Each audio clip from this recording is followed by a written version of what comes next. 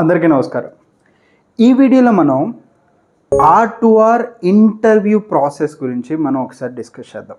అంటే మీరు ఒకవేళ R2R పాయింట్ ఆఫ్ వ్యూలో కానీ, P2P పాయింట్ ఆఫ్ వ్యూలో కానీ, ఆర్ఎల్స్ O2C పాయింట్ ఆఫ్ వ్యూలో కానీ, ఇన్ కేస్ ఏదైనా అదర్ డెసిగ్నేషన్ పాయింట్ ఆఫ్ వ్యూలో మీరు ఇంటర్వ్యూకి అనేది ఇస్తే, అంటే ఈ ఇంటర్వ్యూ ప్రాసెస్ గురించి మీరు తెలుసుకోవాలి అని అనుకుంటే, ఈ ఇంటర్వ్యూ ఎన్ని రౌండ్స్ ఆఫ్ ఇంటర్వ్యూస్ ఉంటాయి అనే డీటెయిల్స్ మీరు తెలుసుకోవాలి అని అనుకుంటే, ఈ వీడియోని కంప్లీట్గా ఫ్రమ్ ద బిగినింగ్ నుంచి ఎండింగ్ వరకు చూడండి. మీకు ఒక క్లారిటీ అనేది వస్తుంది.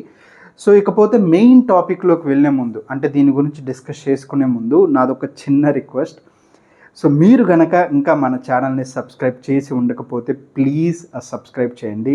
అండ్ అదేవిధంగా ఏదన్నా స్పెసిఫిక్ టాపిక్ మీద నేను వీడియో చేయాలి అని అనుకుంటే ఆ టాపిక్ నేమ్ని మీరు కామెంట్ సెక్షన్లో పెడితే నేను దాని మీద వీడియో చేయడానికి ట్రై చేస్తానన్నమాట. ఇకపోతే మెయిన్ టాపిక్లోకి వద్దాం.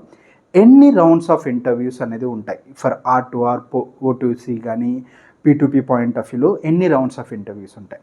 సో ప్రతి ఒక్క దాంట్లో కూడా కామన్గా ఉండే ఇంటర్వ్యూ, అంటే కామన్గా ఉండే round is HR round. HR round అంటే ఏంటంటే సేమ్ ఇప్పుడు ప్రతి ఒక్కరూ కూడా వాళ్ళకి ఏవైతే అంటే జాబ్ ట్రై చేసే ప్రతి ఒక్కరూ కూడా నౌకరీలో కానీ లింక్డ్ఇన్లో కానీ వాళ్ళ ప్రొఫైల్ అనేది క్రియేట్ చేసుకుంటారు. అండ్ యూ పోస్ట్ అంటే లైక్ మీ రెజ్యూమ్ అనేది మీరు నౌకరీలో క్రియేట్ చేసుకుంటారు. సో ఇప్పుడు ఇంటర్వ్యూస్ ఎవరైతే ఉన్నారో వాళ్ళు నౌకరీలో మీ ప్రొఫైల్ చూసి అండ్ వాళ్ళ యొక్క రిక్వైర్డ్ స్కిల్ తోటి మీ ప్రొఫైల్ అనేది మ్యాచ్ చేస్తే దెన్ దే విల్ కాంటాక్ట్ మీ మొబైల్కి కానీ మీ కైండ్ ఆఫ్ మెయిల్తో కానీ మీకు అప్రోచ్ అవుతారు. సో ఇనీషియల్గా వాళ్ళు అడిగే డీటెయిల్స్ ఏంటి అంటే ఈ HR రౌండ్లో లైక్ మీకు ఎంత వర్క్ ఎక్స్పీరియన్స్ ఉంది అండ్ మీకు ఎన్ని ఇయర్స్ ఆఫ్ వర్క్ ఎక్స్పీరియన్స్ ఉంది అండ్ మీ శాలరీ రేంజ్ ఏంటి అండ్ మీ కమ్యూనికేషన్ ఎలా ఉంటుంది, ఇలాంటివన్నీ కూడా చెక్ చేస్తారు. Once HR round is the first round. So second round ఏంటి, మీరు HR రౌండ్లో వన్స్ మీరు సెలెక్ట్ అయ్యారు అని అంటే అప్పుడు వాళ్ళు ఇంటర్వ్యూకి షెడ్యూల్ చేస్తారు. ఫర్ మేనేజర్ కానీ టీమ్ లీడర్ కానీ వీళ్ళతోటి ఇంటర్వ్యూ అనేది షెడ్యూల్ చేస్తారు. సో కొన్ని సినారియోలో ఏంటి అని అంటే ఓన్లీ ఒకటే రౌండ్ ఉంటుంది, బట్ కొన్ని సినారియోస్లో 2 రౌండ్స్ కూడా ఉంటాయి మేనేజర్ పాయింట్ ఆఫ్ వ్యూలో. అంటే ఇనీషియల్గా మేనేజర్సే ఇంటర్వ్యూ చేయకుండా ఎవరైనా టీమ్ లీడర్స్ కానీ ఇలాంటి వాళ్ళు ఇంటర్వ్యూ చేశారనుకోండి, సో వాళ్ళు ఇనీషియల్గా ఇప్పుడు 100 మెంబర్స్ 10 మెంబర్స్ ఇలా ఉన్నారనుకోండి, ఒక స్పెసిఫిక్ పీపుల్ని వాళ్ళు ఇంటర్వ్యూ చేస్తారు. ఆ టెక్నికల్ రౌండ్లో అంటే ఆ ఇనీషియల్ సెకండ్ రౌండ్లో ఎవరైతే సెలెక్ట్ అవుతారో వాళ్ళు థర్డ్ రౌండ్కి మూవ్ అవుతారనమాట. అంటే థర్డ్ రౌండ్ మెయిన్ రౌండ్కి మూవ్ అవుతారు. సో మెయిన్ రౌండ్లో ఎవరెవరు ఇంటర్వ్యూ చేస్తారంటే మీ మేనేజర్ కానీ ఆర్ సీనియర్ మేనేజర్ కానీ వాళ్ళు ఇంటర్వ్యూ చేస్తారు. అండ్ వాళ్ళ ప్రాసెస్ రిలేటెడ్ డేటాని, అంటే ఇప్పుడు మీరు మీ ప్రీవియస్ కంపెనీలో ఏ టైప్ ఆఫ్ వర్క్ ఎక్స్పీరియన్స్ ఉందనేది సెకండ్ రౌండ్ ఆఫ్ ఇంటర్వ్యూలో జరిగితే, థర్డ్ రౌండ్ ఆఫ్ ఇంటర్వ్యూలో ఏంటి అని అంటే మిమ్మల్ని దేనికోసం ఆ కంపెనీలో హైర్ చేసుకుంటున్నారు, అంటే ఏ ప్రాసెస్ కోసం మిమ్మల్ని హైర్ చేసుకుంటున్నారో దానికి సంబంధించి మీకు ఏదన్నా ఒక నాలెడ్జ్ అనేది ఉందా.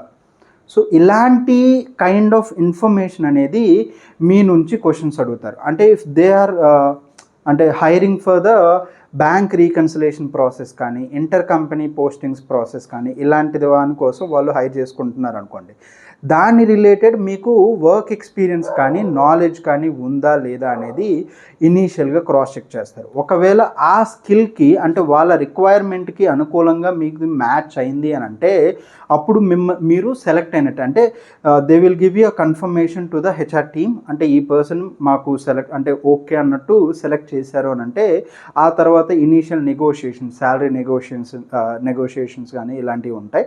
అండ్ కొన్ని సినారియోస్లో క్లయింట్ రౌండ్స్ కూడా ఉంటాయి.